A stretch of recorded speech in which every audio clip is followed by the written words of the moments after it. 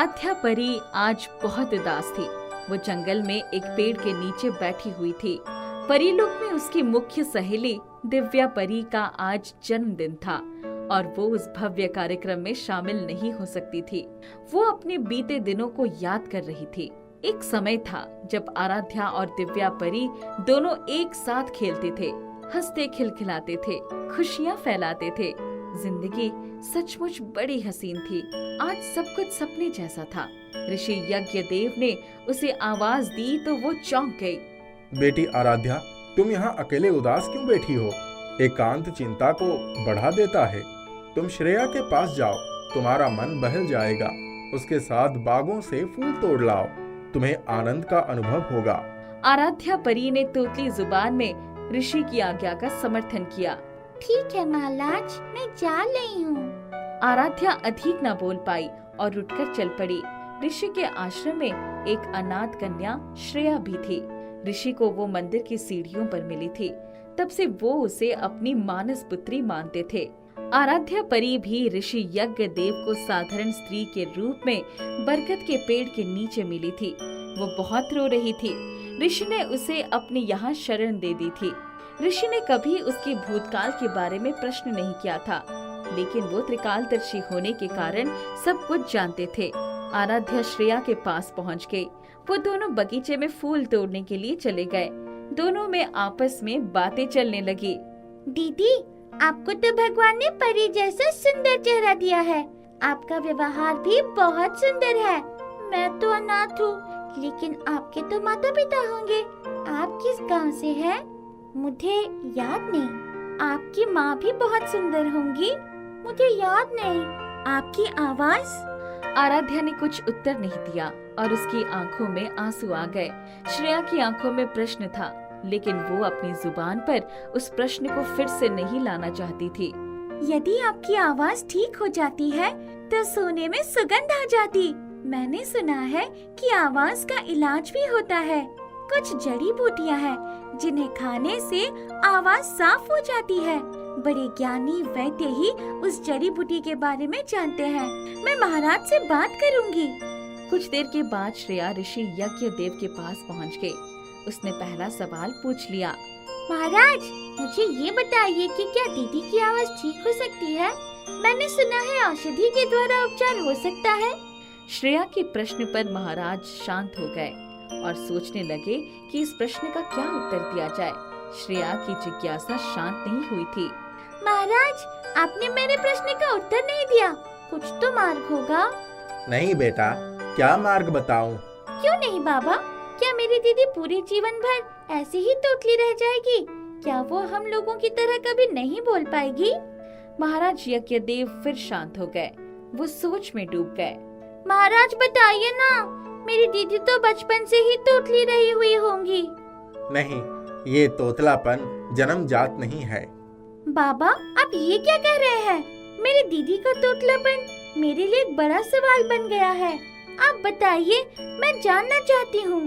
ऋषि यज्ञदेव ने फिर चुप्पी साध ली।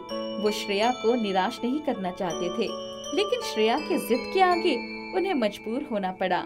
बेटी आराध्या बचपन से तोतली नहीं थी। ये तोतलापन उसकी बीमारी नहीं है। ये कई वर्षों के बाद तोतली हुई है।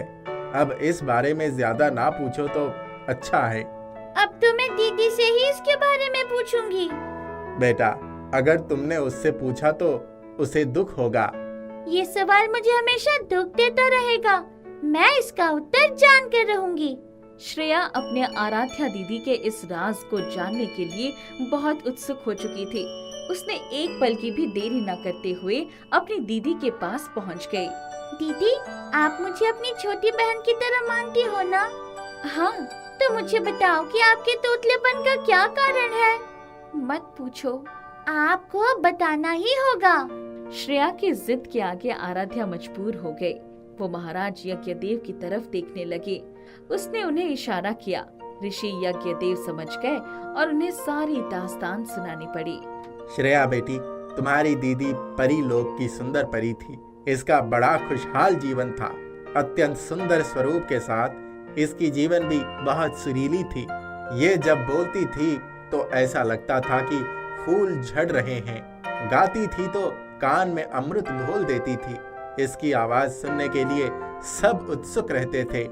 बाबा, फिर मेरी दीदी की आवाज कैसे बदल गई? जल्दी से बताइए ना। कई साल पुरानी बात है। आराध्या परी पृथ्वी लोक पर आकर कुछ दिनों के लिए रहने लगी थी। उसका मन यहाँ रम गया था। उसे संगीत का बड़ा शौक था। वह बहुत सुरीली गाना गाती थी। जब गाती थी तब शुद्ध बुद्ध भूल जाती थी। एक दिन वो एक सुंदर गीत गा रही थी। वो अपने गीत में खो गई थी। उसे अपने आसपास का कुछ भी ध्यान नहीं था। उसी समय ऋषि मनु उसके सम्मुख आ गए। उन्हें बड़ी प्यास लगी थी। उन्होंने आराध्या से पीने के लिए पानी मांगा। बेटी, मेरे लिए पानी लेकर आओ। आराध्या अपने गीत में खो जाने के कारण शायद उनकी आवाज नहीं सुन पाई। वो गाती ही रही। ऋषि मनु बहुत प्यासे थे और उन्हें ऐसा लगा कि आराध्या उनकी बात को जानबूझकर अनसुनी करके उनका अपमान कर रही है। उन्होंने फिर से आवाज दी, तुमने सुना नहीं? मैं प्यासा हूँ, पानी लेकर आओ। आराध्या अपने गीत में ही खोई रही और ये बात ऋषि मनु को गवारा नहीं हुई। वे बहुत क्रोध में आ गए। उन्होंने आराध्या को श्राप दे दिया। हे उदंड बालिका, एक प्यासे ऋषि की बात को अनसुनी करके तूने बहुत बड़ा पाप किया है। तुझे अपनी आवाज और गीत संगीत पर बड़ा घमंड है। मैं तुझे श्राप देता हूँ कि अब तेरी सुरीली आवाज गायब हो जाएगी और तू साधारण तोतली स्त्री बन जाएगी। लोग तुझ पर हंसेंगे। उसी समय आराध्या बेटी साधारण तोतली स्त्री बन गई। तब से ये मेरी आश्रम में ही रहती है। बाबा, ऋषि महाराज को मेरी दीदी पर दया भी नहीं आई। उन्होंने अपना श्राप वापस भी नहीं लिया। मेरी दीदी ने जानबूझकर वो गलती नहीं की थी। तुम सही कह रही हो बेटी। उन्होंने क्रोधवश श्राप दे दिया। आराध्या बहुत रोई और गिड़गिड़ाई। उसके बाद ऋषि ने कहा था कि जब तेरे 100 सत्कर्म पूरे हो जाएंगे तब तू पूर्ववत हो जाएगी। तेरी वास्तविक आवाज लौट आएगी। एक बात और, यदि कोई गलती हुई तो तेरे सारे सत्कर्म नष्ट हो जाएंगे। फिर नए सिरे से सत्कर्म करना पड़ेगा। बाबा, मेरी दीदी के 100 सत्कर्म कब पूरे होंगे? देखिए, उसकी आंखों में आंसू छलक आए हैं। मुझे अपार पीड़ा हो रही है। आप मेरी दीदी को पहली वाली आराध्या बना दीजिए। देखो बिटिया, यदि ये पहले वाली आराध्या परी बन गई तो परी लोक में चली जाएगी, तुमसे बिछड़ जाएगी। तब तुम्हें बड़ा दुख होगा। बाबा, मुझे हर दुख मंजूर है, लेकिन मैं अपनी दीदी को पहले वाली आराध्या बनाना चाहती हूँ। इसके जीवन में खुशियाँ लाना चाहती हूँ। बिटिया, मैं जानता हूँ तुम्हारी भावना अपनी दीदी के प्रति बहुत अच्छी है। वो भी तुम्हें बहुत प्यार करती है। ऋषि यज्ञदेव पैदल चलते चलते ऋषि मनु जी के आश्रम में पहुंच गए। दोनों ने एक दूसरे को नमस्कार किया। ऋषि यज्ञदेव ने सारी बात बताई। ऋषि मनु ऋषि यज्ञदेव के साथ तैयार होकर उनके आश्रम में आ गए। आराध्या और श्रेया ने उन्हें प्रणाम किया और आशीर्वाद भी प्राप्त किया। आराध्या को देखकर ऋषि मनु सब कुछ जान गए। आराध्या, तुम देवी स्वरूपा हो। तुमने कई बार 100 के आसपास सत्कर्म कर लिए, लेकिन भूलवश किसी एक गलती से तुम्हारे वे सारे सत्कर्म मिट जाते हैं। अब एक काम करो, तुम अपने हाथों से 100 पौधों का वृक्ष रोपण करो। ईश्वर की इच्छा से तुम अपनी पहले की आवाज पा जाओगी, तोतली नहीं रह जाओगी। आराध्या ने अपने हाथों से पौधे लगाना शुरू कर दिया। उसने देखते ही देखते 100 पौधों का वृक्षारोपण कर दिया। उसी समय चमत्कार हुआ और आराध्या एक परी बन गई। बहन श्रेया, मैंने 100 पौधे लगा दिए हैं। इस कालांतर में 100 बड़े वृक्ष बनेंगे। इन पर फल आएंगे और ये अच्छी छाया देगी। राहगीर विश्रांत लेंगे और लोगों का कल्याण होगा। दीदी, चमत्कार हो गया। आपकी सुरीली सुंदर आवाज वापस आ गई। सोने में सुगंध आ गई। मेरी दीदी सर्वगुण संपन्न हो गई। बाबा, देखो, दीदी ठीक हो गई। हाँ, अब ये आराध्या परी बन गई है। बिटिया आराध्या, क्या तुम परीलोक चली जाओगी? बाबा, अब मैं भला परी बन गई हूँ, लेकिन आपकी बेटी ही बनी रहूंगी। अपनी श्रेया की दीदी ही रहूंगी। मैं आप लोगों के दिल में सदैव रहूंगी और आप लोग मेरे दिल में सदैव रहोगे। मैं तो अब आती जाती रहूंगी। जब परी लोक में मन हुआ फट से उड़कर यहाँ आ जाऊंगी। आप लोगों के साथ बैठकर खाना खाऊंगी, गाना भी गाऊंगी, खुशियाँ मनाऊंगी। ऋषि यज्ञदेव, श्रेया और आराध्या परी खुशी से झूम उठे। नन्ही दिव्या बाहर से दौड़ कर आई और माँ को खाना खाते देखकर पास में बैठ गई। उसकी सौतेली माँ सविता ने उसे तुरंत डांट दिया, चल भाग यहाँ से, बस दो ही काम आते हैं तुझे, खेलना और खाना। माँ, बहुत भूख लगी है। अभी कुछ देर पहले मैंने कहा था ना, तो आपने कहा खाना नहीं तैयार है। अब तो खाना भी तैयार है।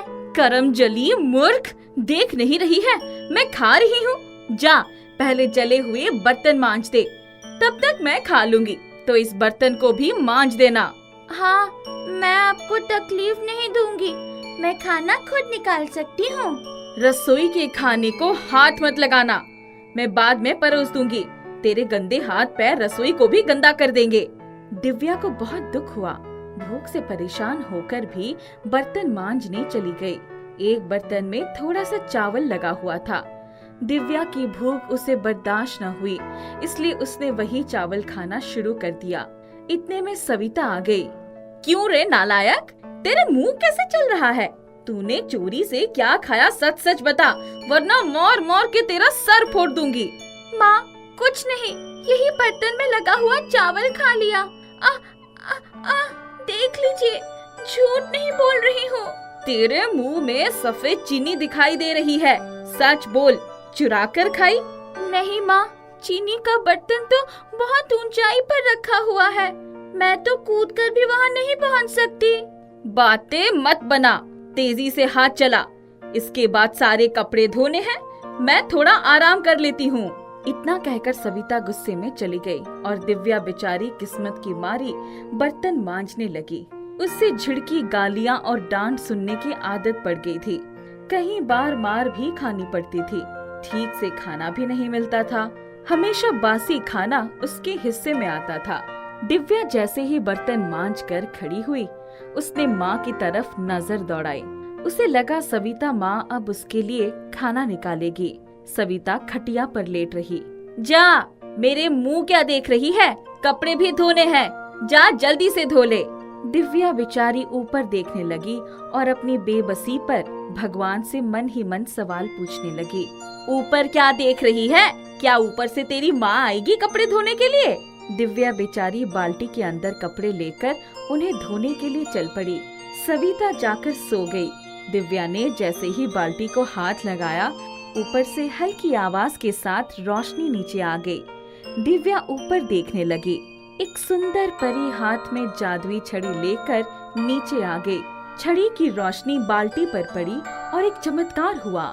दिव्या, ऐसा लगता है बहुत परेशान हो, खाना भी नहीं खाया है। चलो पहले खाना खा लो, इसके बाद दूसरा काम होगा। परी रानी, आप कहाँ से आ गई? मैं तुम्हारी परी माँ हूँ। अभी मैंने सुना था कि तुम्हारी सौतेली माँ ने कहा कि क्या तुम्हारी माँ ऊपर से आएगी कपड़े धोने के लिए, तो माँ ऊपर से आ गई कपड़े धोने के लिए। नहीं नहीं, आप परी रानी हो, आपसे मैं काम भला क्यों करवाऊंगी? सुनो बेटी, पहले खाना खा लो, बाकी बातें होती रहेंगी। एक बात और, मुझे परी रानी नहीं, परी माँ कहकर बुलाओ। सामने चमचमाते बर्तन में 26 व्यंजन सजे हुए थे। देखते ही दिव्या के मुंह में पानी आ गया। दूसरे ही पल उसे अपने बाल्टी में पड़े हुए कपड़ों की चिंता हुई। परी माँ, मैं कपड़ा धो लूं, उसके बाद भोजन करती हूँ। कपड़े तो धुल गए हैं। चलो अब जल्दी से पेट के चूहों को शांत करो। दिव्या प्यार से खाने लगी और परी रानी मुस्कुराने लगी। इतने में सविता वहाँ आ गई। उसे परी रानी नहीं दिखाई पड़ रही थी। वो दिव्या को इतना शानदार खाना खाते देखकर चौंक गई। उसे गुस्सा भी आ गया। नालायक, ये इतना अच्छा खाना कहाँ से लाई तू? कपड़ा कौन धोएगा? कौन सा कपड़ा? माँ, वो तो धुल गया, अब तो खाने दो। क्या कहा? अभी?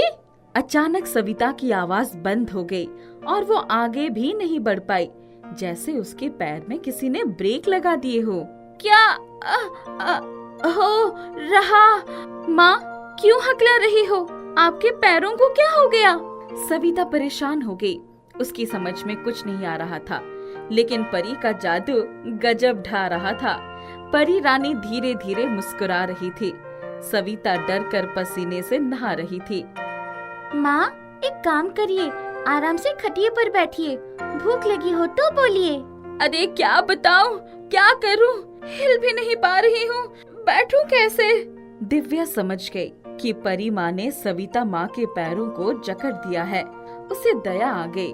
वो परी माँ की तरफ देखकर आंखों के इशारे से निवेदन करने लगी। परी माँ ने अपने जादुई प्रभाव से सविता को मुक्त कर दिया।